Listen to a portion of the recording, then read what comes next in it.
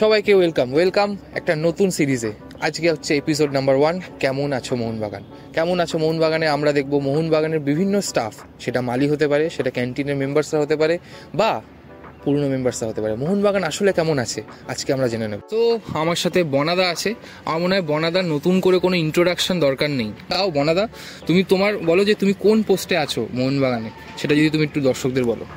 দেখো, আমি পুরো ক্লাবটা দেখাশোনা আমি করছি পুরোটাই। আমার নাম হলো উমাকান্ত দাস। আমি ক্রিকেটে দেখাশোনা করি। অবশ্যই, হ্যাঁ অবশ্যই। সো দাদা, তুমি একটু বলো যে আমি একটুখানি, যেহেতু তুমি আশা করছি তুমি মোহনবাগানের সাপোর্টার সবাই, তো আমি তোমাকে সমর্থকের দিক থেকে জিজ্ঞাসা করছি যে তোমার সব থেকে মনে রাখার মুহূর্ত কোনটা মোহনবাগান ক্লাবে? এটা আমাদের 29 জুলাই যে বিরাট প্রোগ্রাম হয় সেটাকে সবসময় মনে রাখি। অবশ্যই, সবসময় মনে রাখো। কারণ হচ্ছে যেটা সাক্ষী, যেটা আমি মাঠে ছিলাম, যেটা 5-3 রেজাল্ট হয়েছে, ওইটাই সব থেকে স্মরণীয় মুহূর্ত। অবশ্যই। মানে বনাদা কিন্তু মানে বলতে বলতে হেসে ফেলছে, এবং মনে যে আনন্দ, সে তো খালি মোহনবাগানের স্টাফ বা কিছু না, সে মোহনবাগান সমর্থকও, সেটাই আমার দেখে মনে হচ্ছে। এবং জার্সিটাও তো সেরকমই পরে আছে। আমি বনাদাকে আরেকটা কথা জিজ্ঞাসা করছি যে বনাদা, তুমি একটু বলো আমাকে যে এখন মানে এবার সমর্থক হিসেবে তুমি বললে, এবার তুমি যেহেতু তোমার জীবিকা এটার উপর নির্ভীত, তুমি বাড়িতে যাও, তোমার রুটি মাখান যেটা হয় সেটা এই মোহনবাগান ক্লাবের সঙ্গে করি। তো এখন যে চেঞ্জিংয়ের পিরিয়ডে আমরা আছি, এখন যে আস্তে আস্তে মোহনবাগান কর্পোরেটের দিকে চলে আসছে, সব আরও সিস্টেমেটিক হতে আছে, অনেকের সাথে কথা বললাম, তাদেরও একবার। তো তোমাদের কী মনে হচ্ছে, মানে মোহনবাগান এখন কীরকমভাবে এগাচ্ছে? না, মোহনবাগান এখন তো অনেক ভালোই চলছে। মোহনবাগান অনেকটা এগিয়ে গেছে। যেটা কোঅপারেটিভ যেটা বলছো, এটা তো করা মানে অস্বীকার করার নেই না।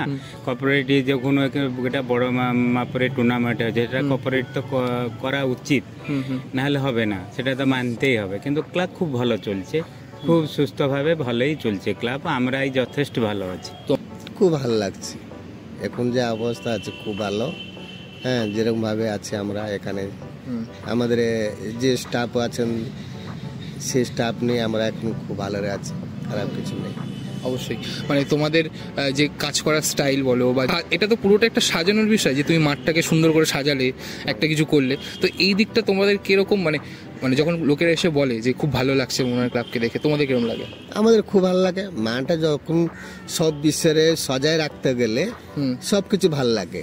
ফুল গাছ হোক, যে কোনো মাঠ হোক, মাঠের মধ্যে মানে যে কোনো পরিবেশ রাখা যায়, মাঠটাকে পানি দেওয়া, সার ফেঁকা, তারপরে ঘাস কাটা নিয়ে সবসময় মাঠটা যত্ন দেখলে সবাই দেখো যা মনে হয় না, মাঠটা খুব সুন্দর মাঠ। যেটা বলছেন, আমরা এটাকে পুরোটাই ঘরের মতন ভেবে নিয়েছি। আমরা ঠিকভাবে কোনটা করলে, কোনটা খারাপ করলে এটা খারাপ হবে, কোনটা ভালো করলে আমরা সবসময় চাই যেটা ভালো করার জন্য।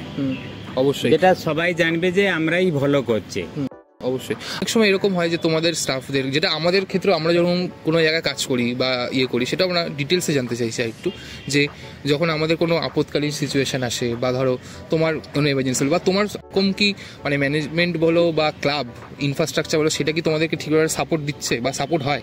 হ্যাঁ, সেটা তো আমাদেরকে সাপোর্ট দেয়। আমরা যখন একটা অসুবিধার কিছু মানে ক্লাব অফিসিয়ালি ফুল সাপোর্ট আমাদেরকে দেয়। অবশ্যই, একদমই তাই। বনাদাস থেকে কথা বললাম, এবং আপনারাও আসুন, ক্লাবে ভিজিট করুন, তাহলে বনাদারা আরও খুশি হবে। তাই তো বনাদা, মানে যত ক্লাব আসবে, ক্লাবে দেখে যত ভালো বলবে লোকে, আপনাদের ওটাই উপরেই পাও না।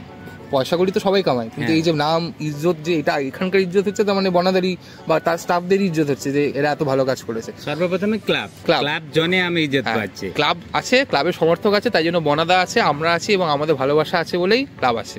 এই মাঠটাকে মেনটেন করার জন্য কিন্তু এই দাদারা বা বনাদা এক্ষুনি ছিল আপনাদের সাথে, এনাদের কৃতিত্ব কিন্তু সব থেকে আগে।